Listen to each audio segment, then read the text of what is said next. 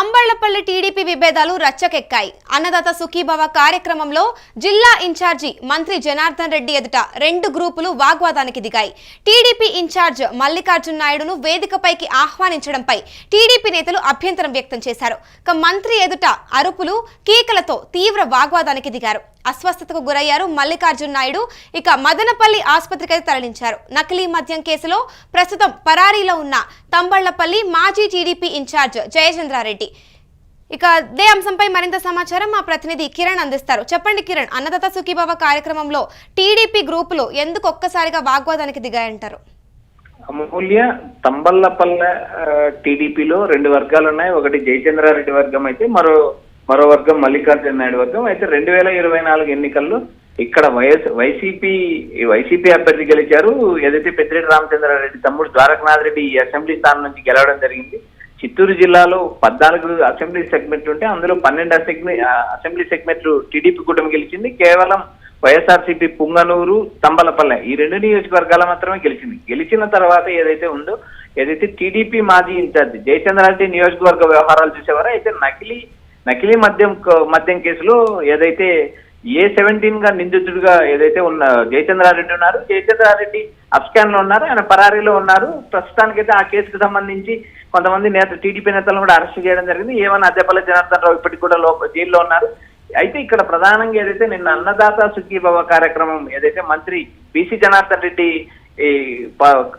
ఏదైతే అన్నదాత సుఖీభవ కార్యక్రమంలో ఏదైతే మంత్రి బీసీ జనార్దన్ రెడ్డి పాల్గొన్నారు. బీసీ జనార్దన్ రెడ్డి పాల్గొన్న సమయంలోనే ఏదైతే రెండు వర్గాలు ఉన్నాయో మల్లికార్జున నాయుడిని ఎందుకు స్టేజ్ పైకి ఆహ్వానించారంటూ ఏదైతే జయచంద్రారెడ్డి వర్గం గొడవ చేయడం, అరుపులు కేకలతో ఆ ప్రాంతం అంతా దద్దరిల్లింది. ఎందుకంటే మేము ఓడిపోవడానికి ప్రధాన కారణమైన మల్లికార్జున నాయుడు వర్గాన్ని ఎందుకు స్టేజ్ పైకి పిలిచారంటూ మంత్రి బీసీ జనార్దన్ రెడ్డిని ఇటు టీడీపీ కార్యకర్తలు, జయచంద్రారెడ్డి వర్గులు కూడా నిలదీయడం జరిగింది.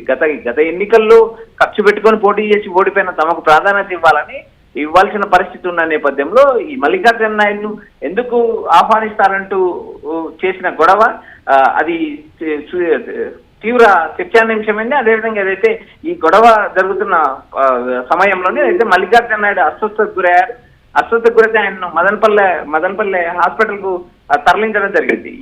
ఏదైతే అన్నదాత సుఖీభవ నిన్న రైతులకు అకౌంట్లకి 7,000 నిధులు విడుదల చేసే కార్యక్రమంలో ఈ వ్యవహారం అంతా జరిగింది. ప్రస్తుతానికి ఈ రెండు వర్గాలను మంత్రి ఏదైతే జనార్దన్ రెడ్డి ఉన్నారో జనార్దన్ రెడ్డి సముదాయించారు. ఈ వ్యవహారాలన్నీ అధిష్టానం క్షుణ్ణంగా పరిశీలిస్తుంది. అధిష్టానానికి ఈ విషయాలు తెలియజేస్తానంటూ మంత్రి వారి రెండు వర్గాలకు సర్ది చెప్పడం కూడా జరిగింది. అమూల్య, మరి ఇప్పుడు మల్లికార్జున నాయుడు ఆరోగ్య పరిస్థితి ఎలా ఉందంటారు?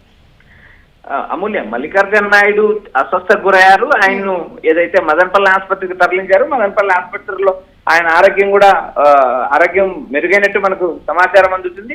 అయితే ఇక్కడ ఏదైతే గతంలో మేము ఏదైతే ఈ జయచంద్రారెడ్డి వర్గానికి సంబంధించిన వారు మాట్లాడిన అంశాలు గమనించినప్పుడు గతంలో టీడీపీకి మేము పనిచేశాము. టీడీపీ ఎన్నికల్లో ఓడిపోయినప్పటికీ నియోజకవర్గంలో పనులు చేస్తున్నాము. అయినా కూడా మాకు ప్రాధాన్యత ఇవ్వలేదు. మాకు ప్రాధాన్యత ఇవ్వకుండా మా నాయకుడు కొన్ని అనివార్య పరిస్థితుల కేసులు ఇరుక్కోవడం వల్ల ఇరుక్కోవడం జరిగింది. అంతేగాని ఇది కావాలని జరిగిన వ్యవహారం కాదు. అయితే ఇక్కడ ఏదైతే ఓడిపోవడానికి కారణమైన వర్గాన్ని ఆ వర్గ నాయకుల్ని మల్లికార్జున నాయుడును పిలవాల్సిన పని ఎందుకు వచ్చింది అంటూ ఏదైతే బీసీ జనార్దన్ రెడ్డి నిందించడం కూడా జరిగింది.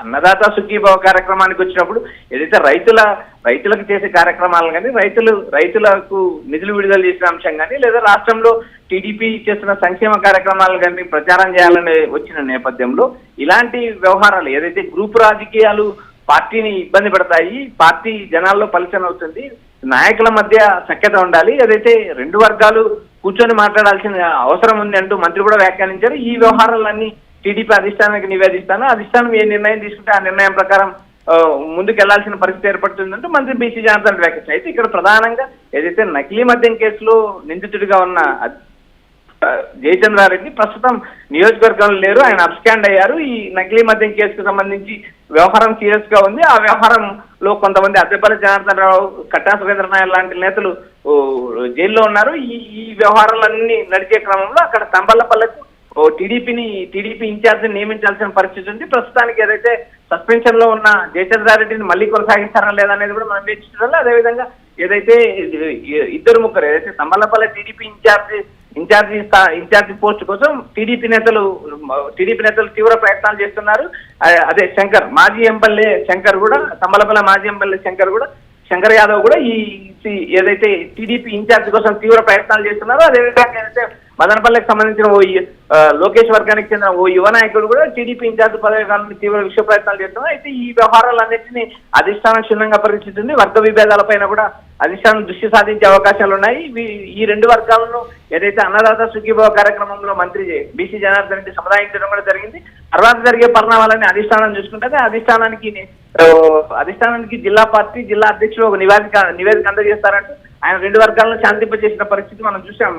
అమూల్య. Right, thank you Kiran. ఒకసారి డీటెయిల్స్ చూసుకున్నట్లయితే అన్నమయ్య జిల్లా తంబళ్లపల్లె టీడీపీలో విభేదాలు బగ్గుమన్నాయి. బుధవారం అన్నదాత సుఖీబాబా కార్యక్రమంలో జిల్లా ఇన్ఛార్జ్ మంత్రి జనార్దన్ రెడ్డి ఎదుట టీడీపీ నేతలు రెండు గ్రూపులుగా ఏర్పడి వాగ్వాదానికి దిగారు. టీడీపీ ఇన్ఛార్జ్ మల్లికార్జున నాయుడును వేదికపైకి ఆహ్వానించడంతో గొడవ అయితే మొదలైంది. దాంతో మల్లికార్జున నాయుడు అస్వస్థతకు గురయ్యారు. ఆయనను మదనపల్లి ఆసుపత్రికి అయితే తరలించారు.